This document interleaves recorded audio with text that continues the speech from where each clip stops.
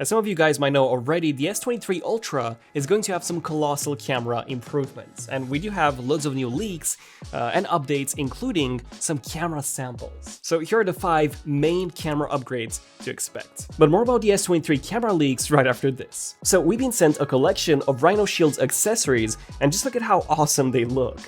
Stick around for a better look later in this video. And now, back to the video. Number 1, much higher resolution. Some of you might know already that the Galaxy S23 will have a new 200 megapixel sensor from the current 108 that we have on the S22 Ultra. This is actually the very first time since the 2020's S20 Ultra when we have an entirely new sensor. The S21 Ultra was a slight upgrade from the S20. It had the HM3 sensor compared to the HM2, which had slightly larger pixels, 0.8 microns compared to 0.7, so it was a bit better in low light, and it also had improved autofocus. But at the end of the day, this was still just an improved version of that original 108 megapixel sensor, rather than something that was entirely new, which is what we're getting with the S23 Ultra. So this is rumored to have the ISOCELL HPX sensor, which is Samsung's flagship 200 megapixel sensor. And I'm saying flagship because, fun fact, Samsung already has other 200 megapixel sensors that other smartphones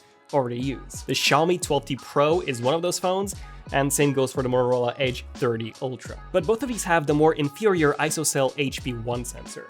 Universe has revealed the specs of the S23 Ultra sensor, which actually match Samsung's flagship HPX sensor. So that means a 200 megapixel resolution, 0.6 micron sized pixels, a sensor size of 1/1.3 inches, and an aperture of f1.7. Fun fact, that's actually the same size as the iPhone 14 Pro's sensor at 1/1.3 inches. However, this will actually be smaller than some of the Android competition in 2023 that does have larger sensors of 1 inch. So yeah, Samsung won't be the king in terms of the sensor size, but they will be the king in terms of the sensor resolution, as they will have the best version of that 200 megapixel sensor. But fun fact, the S23 Ultra won't actually be the first smartphone with that new HPX sensor. In fact, Xiaomi's Redmi Note 12 Pro Plus, gotta love long names, uses it already. And we do have a few camera samples, but yeah, it's nothing special. It looks pretty underwhelming. Now, I think that this is because of the chip.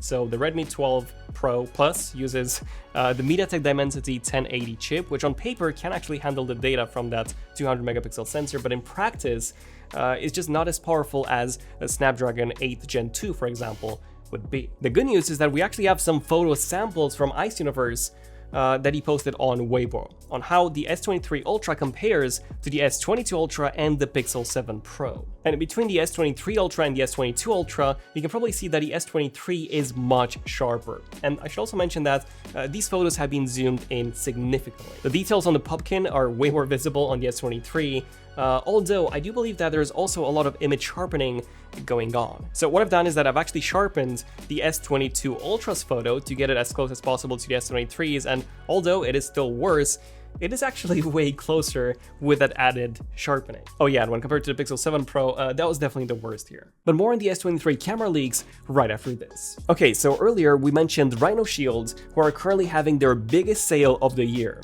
All products are up to 60% off during the Black Friday promotion, plus an extra 10% by using the code ZONEofTECH. So now is the perfect time to pick up a new case that you'll love. And that's because they have a lot of customization available with these cases. Some can either be a bumper case or a regular case, some have interchangeable camera rings and buttons. There's even licensed designs with brands like NBA and Naruto. They all offer brilliant protection for your device, plus they benefit from double-strength MagSafe compatibility thanks to superior magnets. They also have a line of grips with great designs to help you keep a hold of your phone and prevent accidental drops. Remember, you can get up to 60% off of their entire site, plus an extra 10% when you use the code ZONEofTECH at checkout. And now, back to the video. Number 2, multiple binning modes. The S20, the S21, and the S22 Ultra use something called pixel binning. Because of that 108 megapixel sensor, the pixels on the sensor were incredibly small. So by default, it would have resulted in an extremely poor low light performance. So to solve this, Samsung actually grouped multiple pixels to act as one. And this is what pixel binning is. So on these phones, we had 9:1 pixel binning, which meant that 9 pixels were grouped to act as one, and the resulting image was 12 megapixels instead of 108. This meant that we got much better low light performance, and the file sizes were also much smaller. You could also shoot in 108 if you manually toggled that, which was awesome when you had enough light because you got a lot of sharpness out of that. But for the most part, you would simply use pixel binning all the time. In fact, pixel binning is now used on almost all high-end smartphone sensors today. Apple uses it too on the iPhone 14 Pros. However, the S23 Ultra is rumored to come with multiple binning modes. So by default, it would have 16:1 pixel binning. So the resulting image would be 12.5 megapixels, which according to Universe would be downscaled even further to 12 megapixels, probably to save even more space. This would mean that a pixel size would be 2.24 microns, which is pretty big, although not quite as big as on the iPhone 14 Pros, which is 2.44. So that's the first binning mode. The second binning mode is 4:1 pixel binning. So the end result would be a 50 megapixel image with 1.12 micron size pixels. So this would be great for when you have enough light and you want to get some extra resolution out of that image. And then third, no pixel binning at all and shooting at a full 200 megapixel resolution. So this would result in very small pixels, 0.56 microns. So yeah, you will need a ton of light for this to look decent.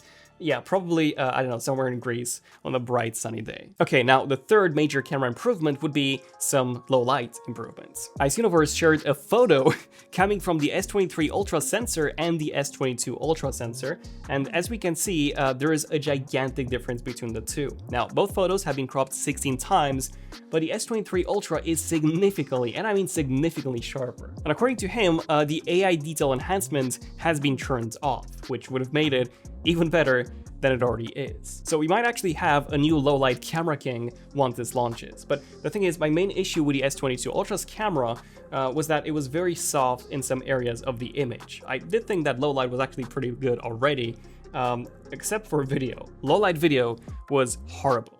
So will low light video finally be better with the S23 Ultra? Well, for some reason, pixel binning didn't actually seem to work in video, at least not as well as in photos, as the results were very, very poor. The footage was incredibly noisy.